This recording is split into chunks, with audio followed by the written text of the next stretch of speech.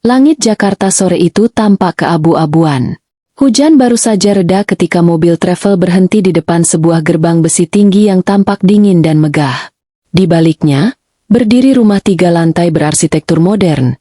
Tembok putih bersih dengan taman kecil yang tertata rapi di sisi kanan. Dari dalam mobil, Sari turun dengan langkah ragu. Koper besar yang diseretnya mengeluarkan bunyi seret di atas kerikil. Sari, gadis muda berusia 22 tahun, mengenakan gamis sederhana berwarna coklat pucat dan kerudung polos. Wajahnya tenang, tapi matanya tak bisa menyembunyikan kecemasan. Ini adalah hari pertamanya bekerja sebagai pembantu di rumah yang sama sekali asing, jauh dari desa tempat ia tumbuh. Pintu pagar dibuka oleh seorang satpam berbadan besar. Ia menatap Sari dari atas ke bawah tanpa berkata apa-apa, hanya mengangguk dan mempersilakan masuk. Di dalam halaman, ada mobil sedan hitam yang terparkir rapi. Rumah itu tidak terlalu besar untuk ukuran rumah orang kaya, tapi bersih dan terawat.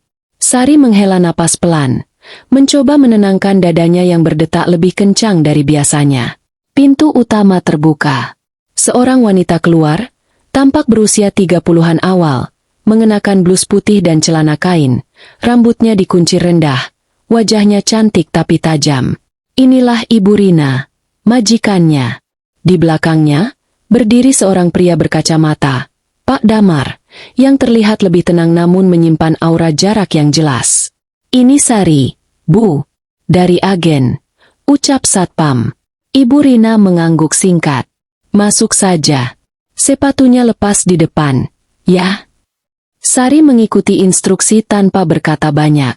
Ia masuk ke dalam rumah dengan hati-hati. Matanya menyapu sekeliling. Ruang tamu luas dengan sofa abu-abu, lampu gantung elegan, dan aroma khas parfum ruangan mahal yang tidak biasa ia hirup. Umur berapa kamu? Tanya Ibu Rina sambil menurunkan kacamata hitam dari atas kepalanya. 22, Bu. Keluarga di kampung. Ada, Bu. Ibu saya. Bapak sudah lama meninggal. Sudah terbiasa kerja rumah. Alhamdulillah, maksud saya, iya Bu. Sudah biasa nyapu, ngepel, masak juga bisa sedikit. Ibu Rina mengangguk tipis. Nanti kamu bantu bersih-bersih, cucian, dan jaga anak saya kalau lagi nggak ada mbak pengasuh. Tapi jangan sok dekat. Ya, kamu di sini kerja, bukan bagian dari keluarga. Ucapan itu menampar halus, tapi Sari hanya menunduk dan menjawab dengan lirih. Iya, Bu. Tanpa basa-basi, ia diajak berkeliling rumah. Di lantai 2 ada kamar anak, kamar kerja, dan kamar tidur utama. Di lantai 1, dapur terbuka menyatu dengan ruang makan. Sementara kamar pembantu, yang juga menjadi tempat Sari akan tinggal, berada di belakang, dekat dapur, kecil dan sederhana. Cukup untuk 1 kasur tipis dan lemari besi 1 pintu. Saat Ibu Rina meninggalkannya, Sari duduk di pinggir kasur. Ia menarik napas panjang. Perjalanan panjang dari desa dan tekanan hari pertama membuatnya ingin menangis. Tapi air mata tak sempat jatuh. Ia terlalu lelah bahkan untuk itu. Beberapa jam berlalu. Sore mulai meremang. Sari mulai membersihkan dapur sesuai arahan. Sesekali, suara anak kecil terdengar dari lantai 2, tertawa dan memanggil, Mama, dengan riang.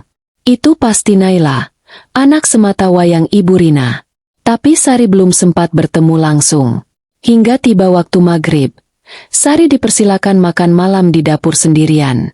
Menu yang disiapkan sederhana, hanya nasi dengan ayam goreng dan tumis sayur. Tapi untuk Sari, itu sudah lebih dari cukup. Ia makan perlahan, membiarkan rasa asing di lidahnya larut bersama kecanggungan yang belum juga hilang. Usai makan, Sari memutuskan masuk ke kamarnya. Saat membuka pintu, matanya tertumbuk pada sesuatu di dinding. Sebuah lukisan tua, bukan seperti dekorasi modern lain di rumah itu. Lukisan itu tampak usang, bingkainya sudah sedikit kusam, tapi gambar di dalamnya masih jelas. Halaman rumah tua dengan 2 anak kecil duduk di bangku kayu. Yang satu perempuan, mengenakan baju polos dengan rambut dikuncir 2. Yang satu lagi, laki-laki kecil memegang mobil-mobilan. Sari berdiri lama di depan lukisan itu. Ada yang aneh. Hatinya berdebar tanpa sebab. Bukan karena takut, tapi seperti merasa sedang menatap sesuatu yang seharusnya dikenalnya. Ia mendekat. Wajah gadis kecil di lukisan itu membuatnya bergidik. Tatapan polos itu, senyuman kecilnya, terlalu familiar, terlalu dekat, seperti bercermin ke masa kecilnya sendiri. Sari menggigit bibir. Ia mencoba mengalihkan pandangan, menertawakan pikirannya sendiri. Nggak mungkin, gumamnya lirih. Cuma mirip aja. Namun perasaan aneh itu tidak hilang. Malam itu, saat ia rebahan, tubuhnya mungkin lelah, tapi pikirannya terus memutar lukisan tadi. Mengapa wajah itu seperti dirinya? Apakah hanya kebetulan? Atau, apakah ia pernah datang ke rumah ini sebelumnya? Sari tak tahu.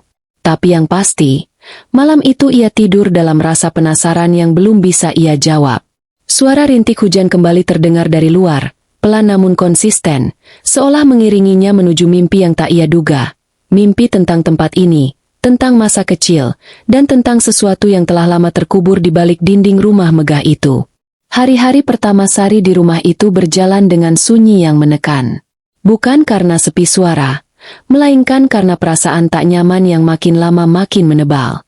Ia menjalani tugasnya dengan tertib, menyapu, mengepel, mencuci piring, menyiapkan air panas, melipat baju, tapi di sela-sela semua itu, ia terus dihantui oleh rasa yang sulit didefinisikan, seperti sedang berada di tempat yang pernah ditinggal lama, namun tidak tahu kapan pernah datang. Setiap pagi, langkah kakinya terasa akrab menyusuri koridor rumah. Tangga kayu menuju lantai 2 mengeluarkan derit lembut yang terasa seperti suara lama yang pernah ia dengar. Bahkan wangi khas rumah ini, aroma bunga lavender dari pengharum ruangan, terasa bukan baru. Ia pernah menghirup bau ini di suatu masa. Tapi kapan? Pernah? Saat ia membuka lemari dapur untuk mencari peralatan bersih-bersih. Tangannya secara naluriah langsung mengambil kain pel dari sudut paling bawah. Padahal, Ibu Rina belum pernah memberitahu letaknya. Sari sempat terdiam, mematung di depan lemari.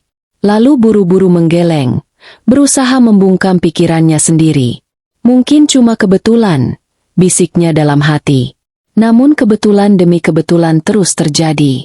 Di hari ketiga, ia berpapasan dengan Naila, anak perempuan majikannya. Naila baru pulang sekolah, mengenakan seragam TK warna putih biru, rambutnya dikuncir 2, dan ada pita merah muda menempel manis di kepalanya. Saat melihat Sari, anak itu langsung berlari kecil mendekatinya. "Kak Sari," panggil Naila. Sari kaget, belum sempat memperkenalkan diri. "Iya, Dek. Kok tahu nama kakak?" "Mama bilang." "Tapi Kak Sari itu, baunya kayak mama aku waktu kecil." Perkataan polos itu membuat Sari tercekat. Ia hanya bisa tertawa kecil, menahan getaran di dada. "Oh ya? Masa sih?" Naila mengangguk yakin. Lalu, seolah tanpa beban, ia mengajak Sari bermain. Tapi Ibu Rina datang lebih cepat dan langsung menarik tangan anaknya. "Naila, jangan ganggu Mbak Sari. Dia kerja, bukan teman main." Setelah Naila dibawa pergi, Sari hanya bisa berdiri terpaku. Ucapan anak itu berputar-putar di kepalanya. Malam harinya, ketika pekerjaan selesai dan rumah mulai sepi, Sari duduk sendiri di ruang makan. Lampu digelapkan separuh, hanya menyisakan cahaya kuning redup dari lampu gantung. Ia menyesap teh hangat yang dibuatnya sendiri, berusaha menenangkan pikirannya. Tapi pikirannya justru makin gelisah. Ia teringat lagi pada lukisan di kamarnya. Wajah gadis kecil itu, semakin ia pikirkan, semakin ia yakin itu adalah dirinya sendiri. Tapi bagaimana mungkin? Ia tak pernah merasa pernah ke rumah ini sebelumnya. Dan orang tuanya, atau lebih tepatnya, ibunya di desa, tak pernah bercerita apa-apa soal masa kecilnya selain bahwa mereka dulu pindahan dari kampung sebelah. Sari mendesah. Rasa penasaran itu seperti luka kecil yang makin hari makin ngilu. Ia merasa seperti orang yang kehilangan sebagian dirinya. Seperti ada kepingan hidup yang dicuri diam-diam dari dalam jiwanya. Tapi ia tak tahu oleh siapa. Beberapa hari kemudian, Saat membersihkan ruang tamu, ia menemukan sesuatu. Laci bawah di meja televisi agak macet saat dibuka. Tapi saat ia menarik dengan tenaga lebih, laci itu terbuka pelan. Di dalamnya, tertumpuk beberapa majalah, map plastik berisi dokumen, dan satu album foto berdebu. Sari menelan ludah. Jemarinya gemetar saat mengangkat album itu. Ia menoleh ke sekitar. Rumah sedang sepi. Ibu Rina pergi belanja, Pak Damar di kantor, dan Naila di sekolah. Hanya ada dirinya dan kesunyian. Dengan perlahan, ia membuka halaman pertama. Foto keluarga, Pak Damar dan Ibu Rina di resepsi pernikahan mereka. Lalu halaman berikutnya, foto Naila saat bayi, digendong Ibu Rina. Halaman ketiga, pesta ulang tahun anak kecil dengan kue besar dan balon warna-warni. Semuanya tampak biasa. Tapi di halaman keempat, jantung Sari hampir berhenti. Sebuah foto lama, tampaknya diambil dengan kamera analog. Dua anak kecil berdiri di halaman rumah. Rumah ini, yang satu perempuan, mengenakan baju kotak-kotak biru dan celana pendek. Wajahnya tertawa lepas. Mata bundar dan lesung pipit di pipi kiri. Wajah itu miliknya. Sari terdiam, tubuhnya membeku. Tak salah lagi, itu adalah dirinya sendiri. Pakaian itu, ia masih ingat. Ia pernah memakainya saat kecil, saat ikut lomba makan kerupuk di kampung. Tapi, kenapa fotonya ada di sini? Lantai tempat ia berpijak seperti bergeser. Sari menutup album itu cepat-cepat, mengembalikannya ke dalam laci, lalu berdiri dengan nafas tak beraturan. Ia kembali ke kamarnya, mencoba membungkam pikirannya. Tapi semuanya sudah telanjur terbuka. Rasa aneh itu kini berganti menjadi rasa takut. Malamnya, ia memberanikan diri menelepon ibunya di desa. "Bu, aku nemu foto. Ada anak kecil mirip aku banget. Di rumah ini, Bu."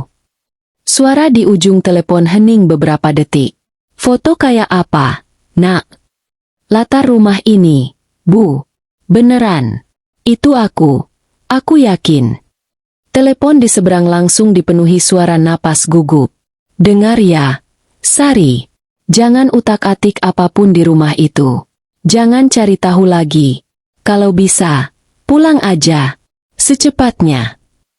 "Loh, Bu? Kenapa?" Tapi ibunya tak menjawab. Hanya ada suara tangis pelan sebelum sambungan dimatikan. Sari duduk diam di pojok tempat tidurnya malam itu. Telinganya masih memutar suara ibunya, dan matanya menatap lukisan yang sama di dinding kamarnya. Entah kenapa, makin lama dipandangi, lukisan itu terasa menyimpan sesuatu. Ada bayangan samar yang baru disadari, sesosok wanita dewasa berdiri di balik kedua anak itu. Tak tampak jelas, tapi ada. Seolah ikut mengamati. Atau mungkin menjaga? Transisi menuju malam terasa seperti pelan-pelan ditelan kabut. Angin mengetuk jendela dengan suara gemeretak halus. Di dalam hatinya, doa pun terlontar tanpa sadar. "Ya Allah, ini semua apa artinya?" Pagi itu, langit terlihat cerah tapi tidak di hati Sari. Setelah kejadian telepon semalam, tidur terasa seperti beban. Ia hanya berbaring dengan mata terbuka, menatap plafon kamarnya yang dingin dan kosong. Kalimat ibunya terus terngiang. "Jangan utak-atik apapun. Kalau bisa, pulang aja." Namun justru karena itulah rasa penasarannya semakin menggila. Ia bukan lagi hanya ingin tahu siapa anak di dalam foto itu. Ia ingin tahu siapa dirinya sebenarnya. Setelah memastikan rumah benar-benar sepi, Sari kembali menyelinap ke ruang tamu. Kali ini langkahnya terasa lebih berat. Laci itu masih di sana, tampak tak berubah, tenang dan biasa-biasa saja.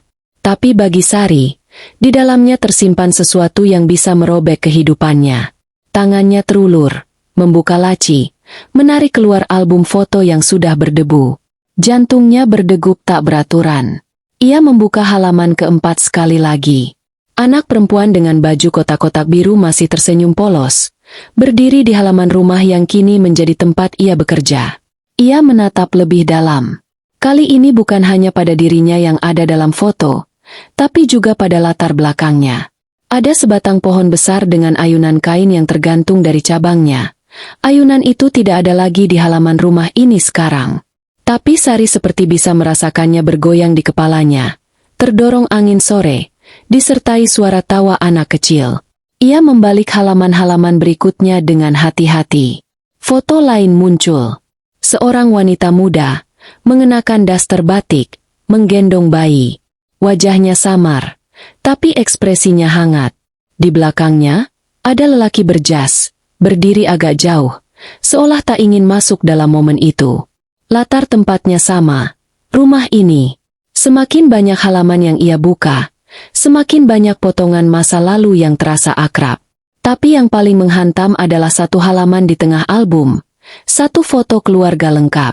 3 orang berdiri berdampingan, seorang pria parubaya dengan perawakan keras, wanita dengan senyum lembut, dan seorang anak kecil yang berdiri di tengah-tengah mereka.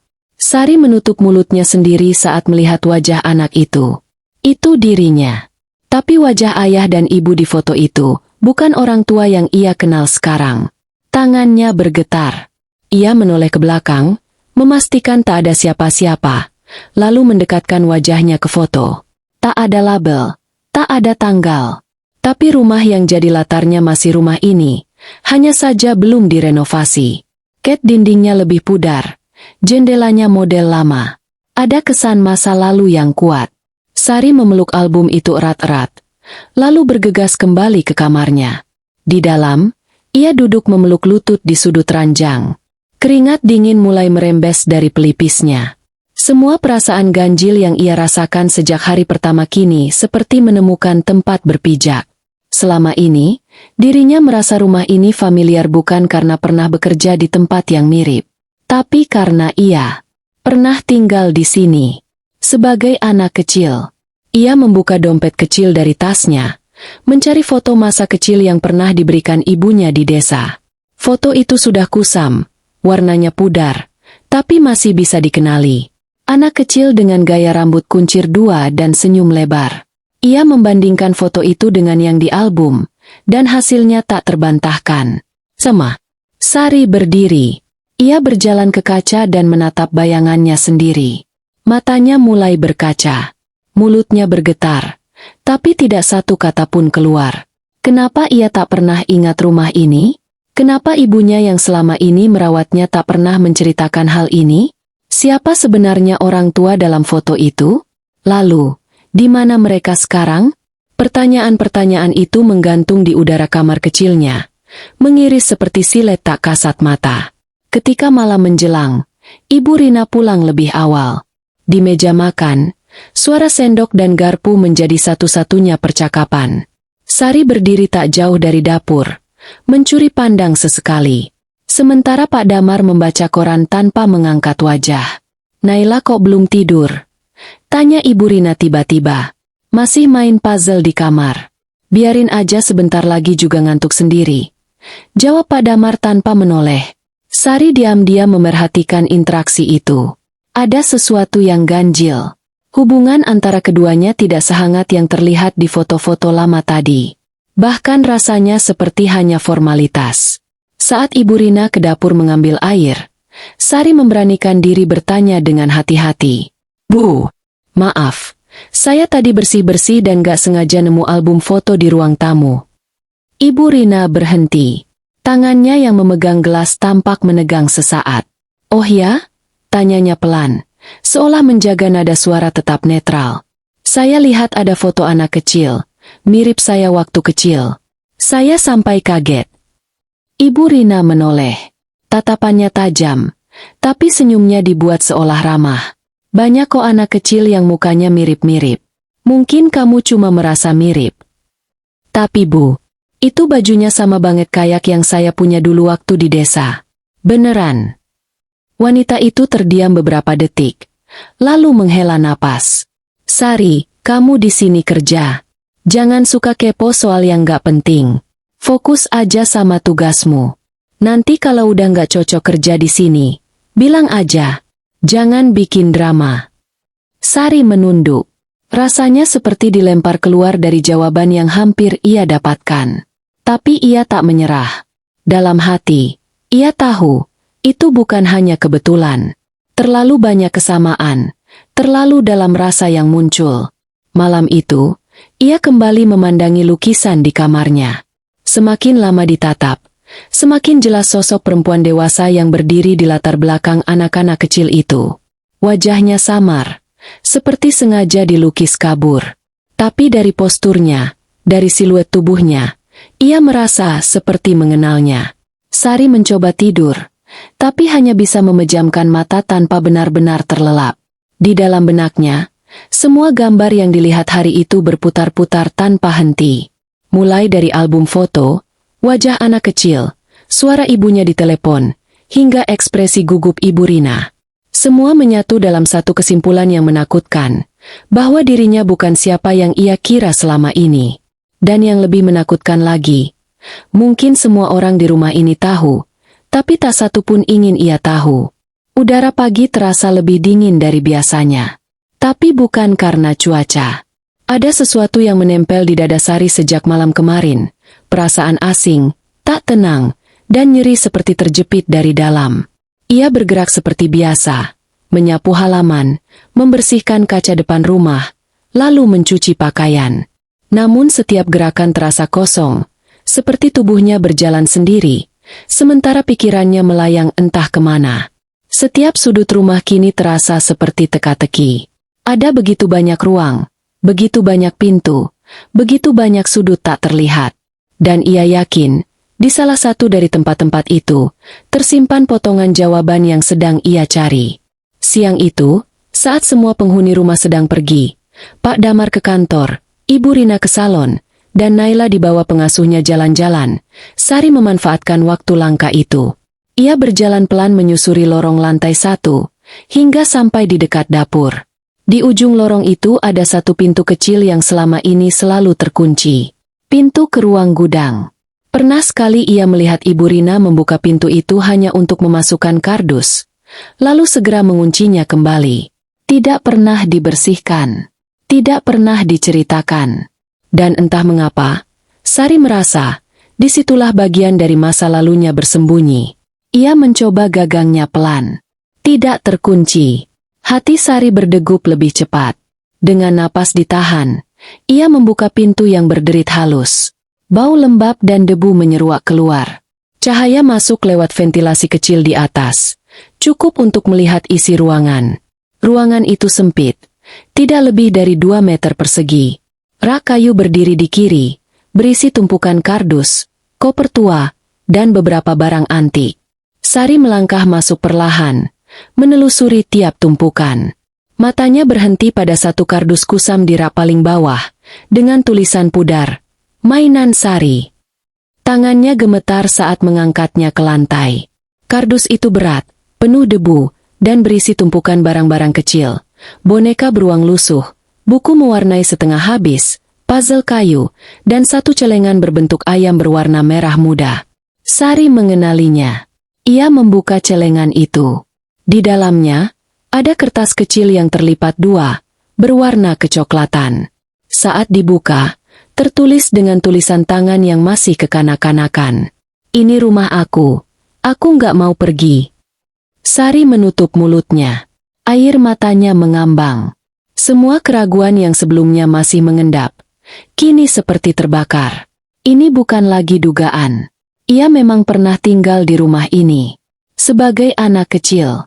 Sebagai pemilik mainan-mainan itu. Tapi kenapa ia bisa lupa?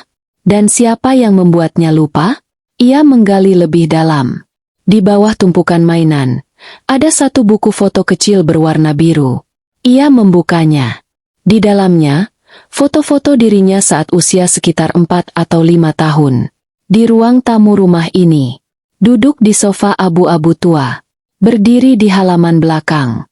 Bahkan berfoto dengan seorang wanita yang bukan ibunya sekarang. Wajah wanita itu tampak akrab, meski samar. Rambutnya panjang, senyumnya hangat. Ia memeluk Sari kecil dari belakang, seperti seorang ibu memeluk anak kandungnya. Dan entah kenapa, melihat foto itu membuat dada Sari terasa sesak. Ada tulisan di bawah foto, dalam huruf kapital. "Sari, Mama." Sari terduduk di lantai gudang. Tangannya menggenggam foto itu. Tubuhnya bergetar. Ia tak menangis, tapi matanya panas. Pertanyaan baru pun lahir. Siapa wanita itu sebenarnya? Jika bukan ibu angkatnya di desa, lalu kenapa dipanggil Mama? Dan di mana dia sekarang? Sebuah suara pelan di luar gudang membuat Sari terlonjak. Ia buru-buru membereskan kembali barang-barang, mengembalikan kardus ke tempat semula, dan menutup pintu gudang. Ia belum siap jika sampai ketahuan. Tapi dalam benaknya, semuanya sudah tak bisa disangkal. Sore harinya, ketika ia sedang menyapu lantai 2, Sari tak sengaja mendengar percakapan dari balik pintu kamar utama. Suara Ibu Rina terdengar terburu-buru, seperti sedang menelepon seseorang. Iya, dia udah lihat foto-fotonya. Aku tahu ini bisa bahaya.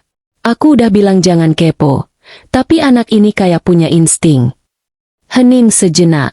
Kalau dia tahu semuanya, hidup kita bisa hancur. Mar, aku serius. Kita harus siapin rencana. Nggak bisa dibiarkan. Sari mematung di balik dinding. Nafasnya tercekat. Ia tidak tahu siapa, Mar, yang disebut. Mungkin Pak Damar. Tapi isi percakapannya sudah cukup untuk menyimpulkan. Apa yang ia temukan hari ini bukan hal sepele. Bahkan lebih besar dari dugaannya. Malam itu, ia tak bisa tidur. Ia hanya duduk di pojok kamar, memandangi lukisan yang sekarang terasa seperti saksi bisu dari semua yang terjadi. Lukisan itu, yang dulu membuatnya hanya merasa aneh, kini seperti menatap balik padanya, memberi pesan diam. Sari membuka kembali kertas kecil dari celengan yang sempat ia selipkan di sakunya. Ini rumah aku nggak mau pergi. Kalimat itu menghantam dirinya seperti tamparan. Ia merasa seperti anak kecil dalam foto itu, yang pernah merasa rumah ini adalah dunianya. Namun suatu hari, entah kenapa, harus pergi. Dan kini ia kembali, bukan sebagai pemilik, tapi sebagai pembantu. Bukan untuk tinggal, melainkan untuk melayani. Tapi yang lebih menyesakan, ia kembali tanpa tahu bahwa ia memang pernah di sini. Sari memejamkan mata, menahan air mata yang tak bisa dibendung lagi. Ia tidak tahu kemana arah semua ini akan membawanya. Tapi satu hal pasti, semua rasa yang ia simpan sejak hari pertama bekerja, rasa aneh, familiar, gelisah, bukanlah ilusi. Semuanya nyata. Dan semuanya punya akar, dalam dan kelam, di rumah ini. Matahari menggantung redup di langit sore, menembus kisi-kisi jendela rumah yang tertutup tirai tipis. Hari itu, bagi Sari, terasa seperti berjalan dalam kabut. Ia sudah mencoba tersenyum seperti biasa, membasuh piring, menyapu lantai, bahkan mengajak Naila bermain, tapi semua hanya gerakan kosong. Di dalam dirinya, ada badai yang tak lagi bisa dibendung. Sejak mendengar percakapan Ibu Rina melalui pintu kamar semalam, Sari tahu ia sedang bermain di wilayah yang lebih gelap dari sekadar kenangan masa kecil. Ini bukan hanya tentang siapa dirinya, melainkan tentang sesuatu yang ingin dikubur oleh orang-orang di rumah itu. Dan ia tak bisa pura-pura tidak tahu lagi. Siang itu, setelah memastikan Naila tertidur di kamar, Sari berdiri diam di ruang tengah lantai 2. Rumah dalam keadaan hening. Ibu Rina duduk di sofa, memeriksa ponsel. Pak Damar belum pulang dari kantor. Suasana tampak santai, tapi hati Sari berdegup keras. Ia mendekat perlahan. Bu? Suaranya pelan, tapi tegas. Ibu Rina mendongak, lalu menurunkan ponselnya. Tatapannya sejenak tajam, tapi cepat berubah menjadi datar. Ada apa? Sari menggenggam ujung baju kerjanya dengan kedua tangan. Saya mau tanya sesuatu, Bu. Tapi mohon jangan marah. Cepat. Saya nggak punya waktu banyak. Sari menarik napas dalam. Foto-foto yang saya lihat waktu itu. Saya yakin salah satu anak kecil di situ adalah saya. Saya juga nemu kardus mainan atas nama saya sendiri di gudang dan ada tulisan tangan saya sendiri di dalam celengan. Ibu Rina tidak langsung menjawab. Ekspresi wajahnya berubah. Sekilas terlihat syok. Lalu cepat ia tutupi dengan senyum tipis yang terlihat seperti dipaksakan. Kamu ngelantur. Sari, jangan terlalu larut sama perasaan. Anak kecil itu ya bisa siapa saja. Bukan, Bu. Potong Sari cepat. Suaranya mulai bergetar, tapi tidak melemah. Itu saya. Saya ingat mainan itu. Saya ingat baju itu. Dan halaman rumah ini juga. Semua terasa familiar karena saya pernah tinggal di sini. Saya nggak tahu kenapa, tapi saya yakin. Ibu Rina berdiri. Nada suaranya sedikit meninggi. Kamu mulai nggak sopan. Saya cuma mau tahu kebenaran, Bu, ucap Sari lirih. Apa benar saya pernah tinggal di sini? Siapa orang tua saya sebenarnya? Ibu Rina menatapnya tajam. Napasnya berat. Lalu ia berjalan ke jendela, membelakangi Sari. Lama ia terdiam. Kamu terlalu banyak tanya. Dan kamu bekerja di sini atas dasar kepercayaan. Kalau kamu mulai cari-cari masalah. Suaranya menggantung. Ia menoleh separuh. Sari tetap berdiri, walau lututnya nyaris lemas. Jawab saya, Bu. Saya butuh tahu siapa saya. Kalau memang ibu tahu sesuatu, tolong kasih tahu. Ibu Rina menutup matanya sesaat. Ada perdebatan di dalam dirinya yang terlihat jelas. Akhirnya, dengan suara pelan, ia berkata, kamu memang pernah di sini. Dulu. Tapi itu sudah lama. Dan itu bukan urusan kamu sekarang. Sari terkejut. Jadi benar saya dulu tinggal di sini? Ibu Rina menarik napas panjang. Kamu waktu kecil sempat diasuh di rumah ini. Ibu kamu dulu kerja di sini. Kamu sering main ke rumah bagian dalam. Itu saja. Kata-katanya terdengar rapi, seperti narasi yang sudah ia siapkan sejak lama. Tapi bagi Sari, ada yang janggal. Tapi mainan-mainan itu? Foto keluarga? Nama saya ada di situ semua. Dan tulisan di foto. Sari Mama. Itu bukan sekadar anak tetangga yang main ke dalam rumah. Ibu Rina terlihat mulai resah. Matanya tak lagi setenang biasanya. Saya sudah jawab, kan? Katanya tajam.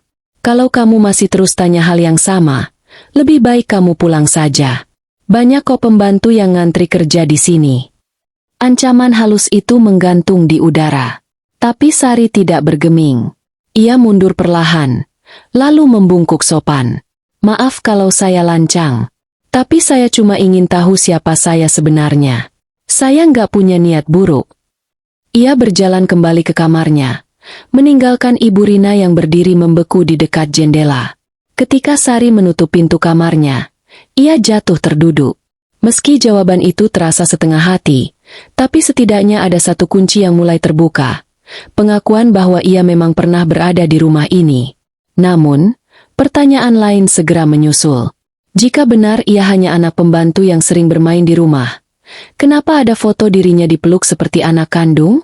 Kenapa barang-barangnya masih disimpan rapi, seperti milik keluarga? Malam harinya, Pak Damar pulang lebih larut dari biasanya. Sari melihatnya turun dari mobil dan masuk rumah tanpa banyak bicara. Ia tampak lelah, namun bukan karena pekerjaan. Ada ketegangan di wajahnya yang tak bisa ia sembunyikan. Saat di meja makan, ia berbicara singkat dengan Ibu Rina dalam nada rendah, tapi terdengar jelas oleh Sari yang sedang menyapu di sudut. Dia udah tanya-tanya. Ibu Rina hanya mengangguk. Harusnya kamu buang semua barang itu dari dulu, gumam Pak Damar, lalu menyeruput kopinya pelan. Sari pura-pura tak mendengar, tapi dadanya makin sesak. Malam itu, ia memejamkan mata dengan pikiran melayang jauh. Ia mencoba mengingat kembali semua momen dari kecil, rumah di desa, wajah ibu yang membesarkannya, kenangan bermain di sawah. Tapi semakin ia coba, semakin muncul celah yang tidak pernah bisa ia isi. Seperti ada lubang besar dalam sejarah hidupnya yang sengaja dikosongkan.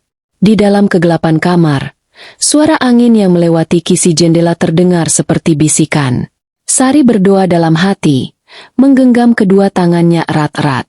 Ya Allah, kalau memang ada yang disembunyikan, tolong tunjukkan. Saat itu, ia belum tahu bahwa doanya akan dijawab, dengan cara yang tidak pernah ia bayangkan.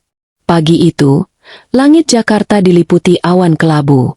Sari duduk di bangku kayu terminal kecil, mengenakan jaket lusuh dan masker medis untuk menyamarkan wajahnya.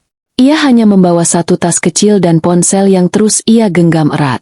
Sudah 2 jam sejak ia izin kepada Ibu Rina, beralasan hendak pulang sebentar karena ibunya sakit. Alasan yang tak sepenuhnya bohong, tapi juga bukan sepenuhnya jujur.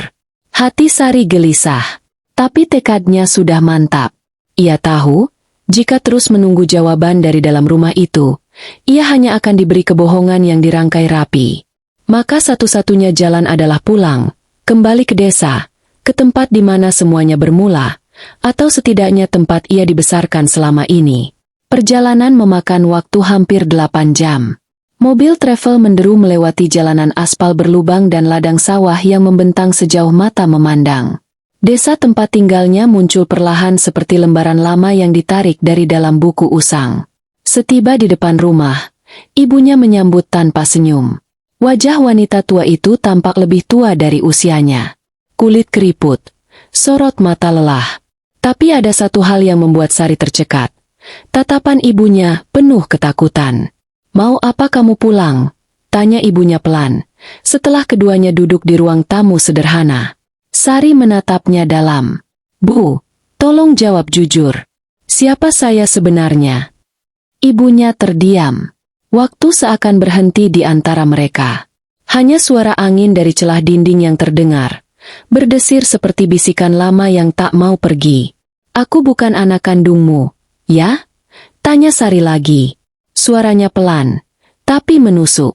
Wanita tua itu menutup matanya, menggenggam tangan sendiri erat-erat. "Kenapa kamu tanya hal itu sekarang?" "Saya lihat foto saya di rumah itu, Bu. Foto saya waktu kecil. Sama ibu lain. Saya lihat mainan saya dulu, celengan saya, buku gambar saya. Semua masih ada di sana. Saya dengar sendiri mereka takut kalau saya tahu semuanya. Dan saya nemu tulisan tangan saya sendiri. Ini rumah aku nggak mau pergi." Air mata mulai menggenang di mata wanita tua itu. Bibirnya bergetar. Ia mencoba bicara, tapi suara tercekat di tenggorokannya. Sari mendekat, menggenggam tangan ibunya. "Bu, saya nggak akan marah. Tapi tolong jangan bohong lagi." Lama hening. Hingga akhirnya, suara lirih itu pecah juga. "Kamu bukan anakku, Sari. Kamu anak dari kakak majikanku dulu. Rumah itu dulu milik keluarga kamu. Tapi semuanya berubah waktu kebakaran itu." Kata "kebakaran" membuat jantung Sari berdentum. Ibu kamu dulu perempuan baik, lemah lembut. Semua pembantu sayang sama dia. Tapi suaminya bukan orang baik. Bapak kamu keras, pemarah, suka pukul. Sering ribut sama keluarga istrinya soal warisan. Waktu kamu umur 5 tahun, terjadi pertengkaran besar. Rumah itu dibakar. Kami semua disuruh keluar. Tapi kamu nggak ikut keluar. Suara ibunya pecah jadi tangis. "Aku masuk lagi, nekat. Kamu aku temukan di bawah meja. Nangis. Aku bawa lari lewat dapur belakang. Aku pikir ibu kamu juga keluar. Tapi ternyata, nggak ada yang selamat selain kamu." Sari menutup mulutnya. Gemetar. Selama ini ia hidup dalam kebohongan yang niatnya baik, tapi tak pernah diberi kesempatan untuk memilih. "Terus kenapa nggak bilang dari dulu?" "Karena aku takut. Aku cuma pembantu." Waktu berita tentang kebakaran itu muncul di koran lokal, mereka bilang semua penghuni rumah tewas. Termasuk kamu. Tapi kamu masih hidup. Dan aku urus kamu seperti anak sendiri.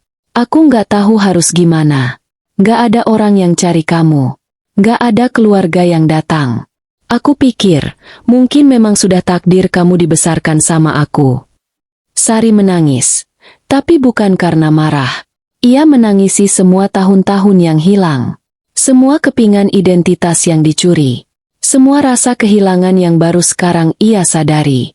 "Siapa nama ibu kandung saya, Bu?" "Namanya Lestari." Sari menggigit bibir. Nama itu terasa asing, tapi juga lembut. Seperti bisikan dari masa silam. "Dan siapa yang sekarang tinggal di rumah itu?"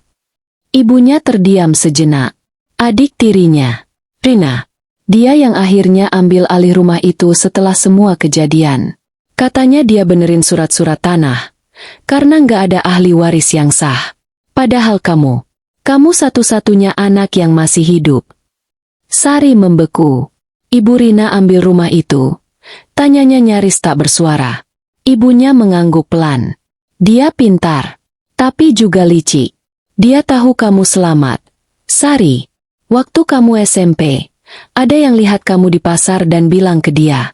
Tapi dia datang ke sini diam-diam, bawa uang, dan minta aku jangan pernah buka mulut. Katanya, semua akan baik-baik saja asal kamu nggak tahu masa lalu kamu. Sari mencengkeram lututnya. Nafasnya naik turun. Kepalanya seperti ditusuk dari segala arah. Semua cerita yang selama ini kabur kini mengalir deras, membanjiri pikirannya. Malam itu, ia duduk di halaman rumah, menatap bintang-bintang yang jarang ia lihat selama tinggal di kota. Dalam keheningan desa, ia menutup mata dan berdoa. Ya Allah, kalau semua ini benar, beri aku kekuatan buat hadapi semuanya. Dan dalam kesunyian yang mengikat, ia tahu satu hal, dirinya bukan pembantu. Dirinya bukan gadis desa biasa. Ia adalah warisan hidup dari sebuah kebenaran yang dikubur oleh orang-orang serakah. Jakarta kembali menyambut Sari dengan panas yang menyengat. Namun panas kali ini terasa berbeda. Bukan sekadar cuaca, tapi api yang kini membakar di dalam dirinya. Perjalanan pulang dari desa menjadi titik balik. Di sana ia menangis, marah, dan akhirnya bangkit. Sekarang, ia kembali bukan sebagai gadis bingung yang hanya bisa menebak-nebak masa lalu. Ia kembali sebagai seseorang yang membawa kebenaran. Kebenaran yang selama ini coba disembunyikan oleh mereka yang menganggapnya tak lebih dari seorang pembantu. Langkahnya terasa berat saat menjejak halaman rumah itu lagi. Rumah yang dulu nyaris menjadi kuburannya, kini menjadi simbol pengkhianatan. Tapi juga medan pertempuran. Sari tak lagi takut. Pintu dibuka oleh satpam yang sama seperti dulu. Sari memberi salam dan masuk seperti biasa. Tapi ada sesuatu yang berbeda dalam sorot matanya. Kali ini, ia tak lagi menunduk. Tak lagi merasa kecil. Di dalam rumah, suasana tenang. Ibu Rina sedang duduk di ruang tamu, membaca majalah. Ketika melihat Sari datang dari luar dengan ekspresi yang tegas, matanya menyipit. Kamu dari mana saja? Izin cuma 2 hari. Ini udah lewat. Sari menatapnya langsung. Saya memang pulang ke kampung. Karena saya butuh tahu sesuatu yang sudah lama disembunyikan. Ibu Rina meletakkan majalahnya. Maksud kamu apa? Saya sudah tahu semuanya, Bu. Suara Sari tak bergetar sedikit pun. Tentang kebakaran itu. Tentang ibu kandung saya, Lestari. Tentang siapa saya sebenarnya. Wajah Ibu Rina seketika menegang. Tangannya yang tadi tenang kini mulai gelisah. Kamu ngomong apa sih, Sari? Nggak jelas. Saya anak yang selamat dari kebakaran rumah ini, Bu. Anak kandung kakak ibu. Waktu semua orang mengira saya mati, saya dibawa lari oleh seorang pembantu. Saya dibesarkan di desa. Tapi saya kembali, Bu. Tanpa tahu siapa saya. Tanpa tahu rumah ini pernah jadi rumah saya. Ibu Rina berdiri. Kamu mulai gila, ya? Gila karena tahu kebenaran. Mungkin. Tapi saya sadar penuh. Dan saya punya bukti. Foto masa kecil saya. Mainan saya. Tulisan tangan saya sendiri. Dan pengakuan ibu saya yang selama ini membesarkan saya. Untuk pertama kalinya, Ibu Rina terlihat goyah. Nafasnya memburu. Matanya tak bisa berbohong. Kamu dengar saya? Ya, ini rumah saya sekarang. Semua surat sah atas nama saya. Kamu nggak punya hak apa-apa. Sari melangkah maju. Tapi saya punya darah. Saya anak kandung kakak ibu. Dan ibu tahu itu. Ibu tahu dari dulu.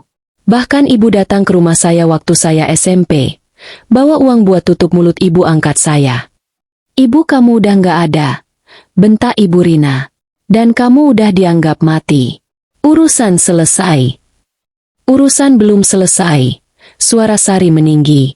Saya bukan arwah, Bu. Saya berdiri di sini. Dan saya hidup. Dan saya ingat semuanya. Bau rumah ini. Suara tangga kayu. Pohon dengan ayunan yang dulu ibu suruh tebang. Bahkan saya ingat kamar saya yang dulu sekarang jadi ruang penyimpanan. Langkah Pak Damar terdengar dari arah tangga. Ia menoleh, melihat Sari dan istrinya dalam situasi yang tegang. Ada apa ini? Tanyanya dingin.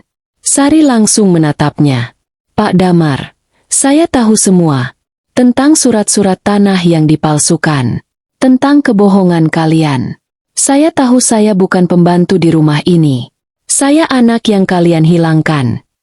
Pak Damar berjalan perlahan ke arah istrinya. Kamu udah ngomong semua ke dia. Ibu Rina terdiam, menunduk. Sari merogoh ponsel dari saku jaketnya. Saya rekam semua percakapan tadi. Keduanya langsung terkejut. Saya juga udah siapin salinan untuk pengacara. Dan saya punya saksi hidup, ibu yang menyelamatkan saya. Kalau kalian pikir saya akan diam, kalian salah. Ketegangan meledak dalam ruang tamu itu.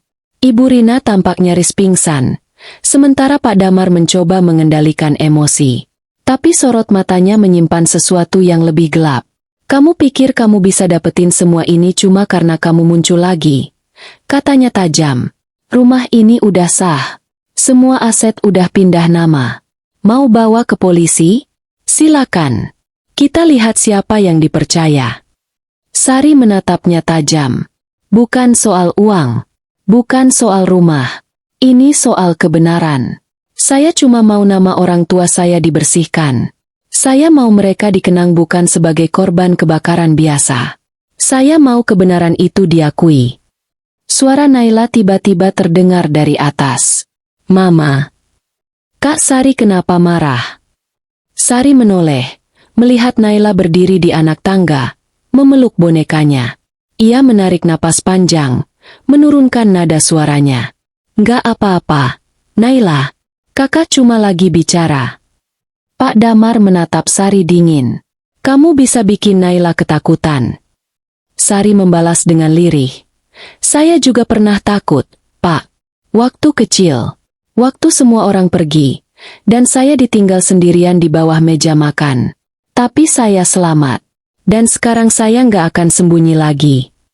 Hening mendominasi ruangan. Lalu bel rumah berbunyi. Sari menoleh cepat. Saya juga udah panggil orang yang bisa bantu selesaikan ini secara hukum. Pak Damar melangkah cepat menuju pintu. Tapi sebelum dibuka, Ibu Rina menahan lengannya. Jangan buat makin parah, bisiknya. Tapi sudah terlambat. Ketika pintu dibuka, dua pria berseragam sipil berdiri dengan map di tangan. Sore, Bu Rina, Pak Damar. Kami dari kantor pengacara publik. Kami diundang untuk mengklarifikasi kepemilikan rumah ini dan mendalami dugaan pemalsuan dokumen serta penelantaran ahli waris sah. Wajah keduanya pucat. Pak Damar mencoba bicara, tapi Sari sudah melangkah maju. Saya yang undang mereka. Karena saya, Sari Putri Lestari, bukan cuma pembantu. Saya adalah anak kandung dari pemilik rumah ini sebelumnya. Dan saya datang bukan untuk membalas. Saya hanya ingin kebenaran diberi tempatnya. Ibu Rina terduduk. Matanya merah. Tidak ada lagi kemarahan di wajahnya. Hanya kehancuran.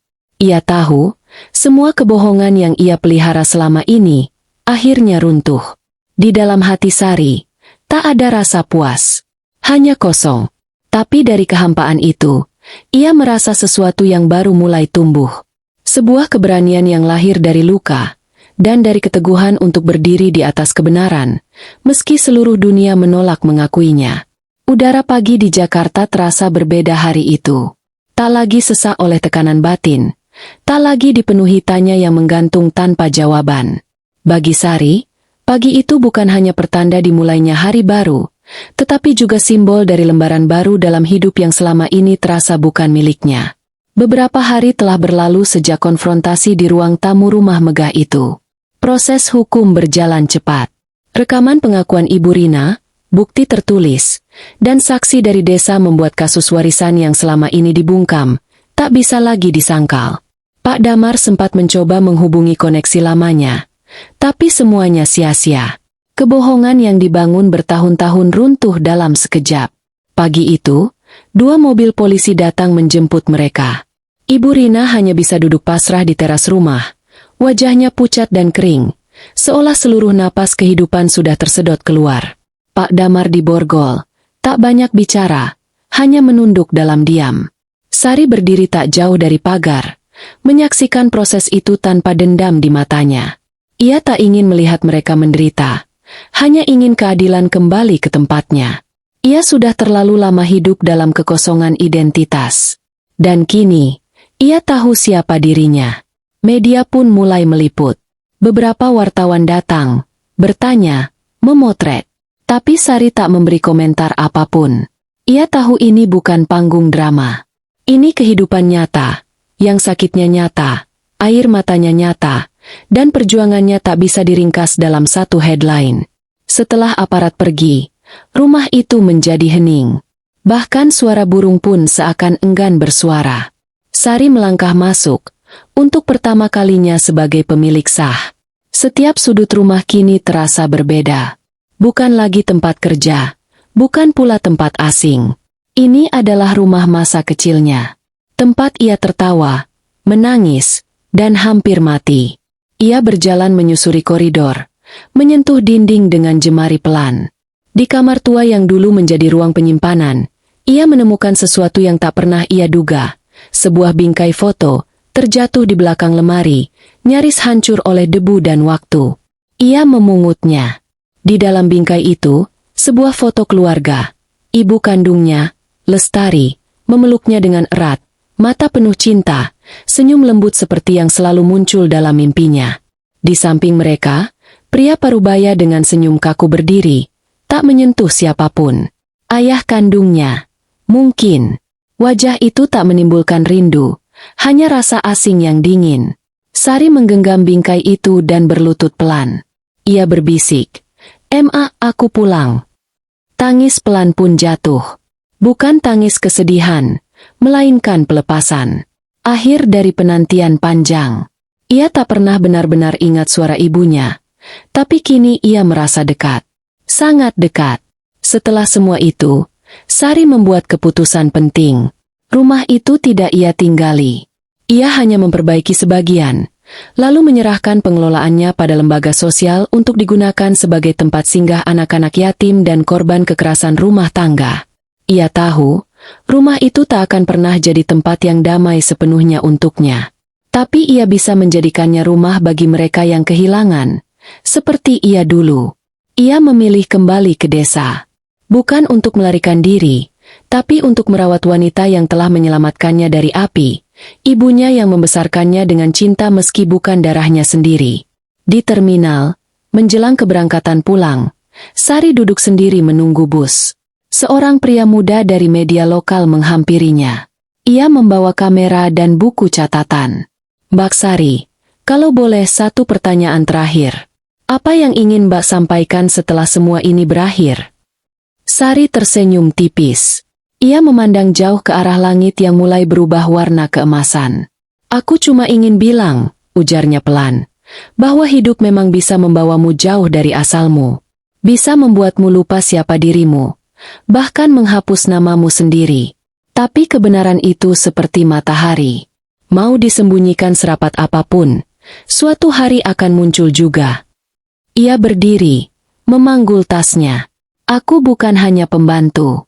Aku adalah saksi hidup yang kembali dari kematian." Lalu ia melangkah ke dalam bus. Di luar jendela, bayangannya memudar. Tapi dalam dirinya, semua telah kembali utuh. Nama, arti, dan arah. Sementara itu, rumah megah di tengah kota itu berdiri sepi, menunggu kisah baru ditulis di dalamnya. Oleh mereka yang tahu apa arti kehilangan, dan apa makna pulang yang sesungguhnya. 3 minggu setelah semuanya selesai, kehidupan terasa sepi namun tenang. Tak ada lagi suara sepatu hak tinggi Ibu Rina yang memantul di lantai marmer. Tak ada lagi teriakan Pak Damar yang memberi perintah sambil membaca koran pagi. Rumah besar itu kini beralih fungsi. Ruang tamu yang dulu dipenuhi furnitur mahal kini dialasi karpet sederhana, dan diisi tawa anak-anak kecil yang menggambar dengan krayon warna-warni. Sari berdiri di depan jendela lantai 2. Dari tempatnya, ia bisa melihat sebagian halaman belakang yang kini disulap menjadi taman baca. Beberapa relawan muda sedang menyusun rak buku. Ada pula seorang perempuan parubaya yang sedang mengajari anak-anak berhitung di tikar. Ia tersenyum tipis, menyadari bahwa bekas luka rumah ini kini sedang dijahit perlahan oleh hal-hal baik. Ia tidak menyangka semua ini bisa terjadi. Rumah yang sempat membawanya pada kebingungan, ketakutan, dan luka masa kecil kini berubah menjadi ruang aman bagi anak-anak yang tak memiliki siapa-siapa. Mereka datang dari berbagai latar. Ada yang yatim, ada yang terlantar, dan ada pula yang trauma akibat kekerasan rumah tangga. Sari tak hanya membuka pintu rumah ini untuk mereka, tetapi juga membuka hatinya sendiri. Setiap malam, ia menyalakan satu lampu kecil di kamar yang dulu merupakan ruang gudang. Di kamar itu, ia letakkan kembali kardus mainan masa kecilnya. Bukan untuk nostalgia, tapi sebagai pengingat bahwa yang pernah hilang bisa ditemukan kembali, selama seseorang cukup berani untuk mencari. Hari-hari Sari kini diisi dengan hal-hal kecil yang bermakna. Ia ikut membersihkan rumah, memasak, membantu anak-anak belajar. Ia menolak jabatan formal dari yayasan yang mengelola tempat itu, meski ia yang menyumbangkan rumahnya. Ia merasa cukup berada di tengah-tengah, menjadi seseorang yang memahami luka dan tahu cara merawatnya. Suatu sore, seorang anak perempuan bernama Putri, berusia 8 tahun, datang menghampiri. Ia salah satu penghuni baru yang masih sering bermimpi buruk setiap malam. "Kak Sari," katanya sambil menggenggam boneka kecil yang rambutnya sudah kusut. "Kenapa kakak baik banget sama kita?" Sari tersenyum, mengelus kepala anak itu. "Karena dulu, kakak juga pernah sendirian. Kakak tahu rasanya takut. Tapi kakak juga tahu kita bisa jadi kuat." Putri mengangguk pelan, lalu duduk di pangkuan Sari, memeluk erat. Malamnya, saat suasana rumah sudah tenang, Sari keluar ke halaman belakang. Langit kota tak pernah sebersih desa, tapi malam itu bintang tampak lebih jelas dari biasanya. Ia menatap ke atas, memejamkan mata, lalu menghembuskan napas panjang. "Ya Allah," bisiknya dalam hati. "Aku nggak tahu kenapa hidupku harus diputar sejauh ini. Tapi aku paham sekarang semuanya bukan sia-sia." Ia lalu menyalakan ponselnya, membuka folder berisi semua dokumentasi kasus hukum yang baru saja selesai. Ia membaca kembali salinan surat tanah atas nama almarhumah ibunya, serta akta hibah rumah ke lembaga sosial yang ia tanda tangani 2 hari lalu. Semua sudah tuntas. Tak ada lagi hal yang perlu dikejar. Tak ada lagi pertanyaan yang tak punya jawaban. Sari menulis satu pesan suara untuk dirinya sendiri. Sebuah catatan yang mungkin akan ia dengarkan ulang kelak saat dirinya kembali ragu. "Sari, kamu bukan korban. Kamu adalah saksi, pejuang, dan pelanjut cerita. Mereka mungkin pernah mencoba menghapus kamu, tapi nyatanya kamu kembali. Dan kamu tak datang membawa kemarahan, tapi harapan. Kamu menang bukan karena balas dendam, tapi karena memilih untuk tidak membenci." Keesokan paginya, seorang pria muda datang ke rumah itu. Ia mengenakan kemeja putih dan membawa kamera. Wartawan yang dulu pernah mewawancarainya di terminal. "Mbak Sari, saya dengar rumah ini sudah jadi pusat kegiatan anak-anak. Boleh saya wawancara lagi?" Sari berpikir sejenak. Kali ini, ia mengangguk. "Boleh, tapi jangan cuma tulis soal tragedi masa lalu. Tulis juga soal apa yang sedang tumbuh di sini sekarang." Pria itu tersenyum. "Tentu, Mbak. Ini cerita tentang bangkit, bukan tentang jatuh." Mereka duduk di halaman, di antara suara tawa anak-anak yang sedang bermain. Kamera merekam, tapi tak ada yang dibuat-buat. Semua mengalir seperti apa adanya. Sari menceritakan sebagian kecil kisahnya, tanpa menyebut nama pelaku, tanpa membuka luka terlalu dalam. Ia ingin publik tahu bahwa keadilan bukan hanya soal hukuman, tapi juga soal kesempatan kedua. Di akhir wawancara, pria itu bertanya, "Kalau boleh memilih, apa yang ingin Mbak ubah dari masa lalu?" Sari tersenyum, memandang langit sebentar sebelum menjawab, "Nggak ada. Karena kalau hidupku lurus dan nyaman dari awal, mungkin aku nggak pernah tahu cara bertahan. Dan kalau aku nggak pernah hilang, mungkin aku nggak pernah tahu berharganya ditemukan."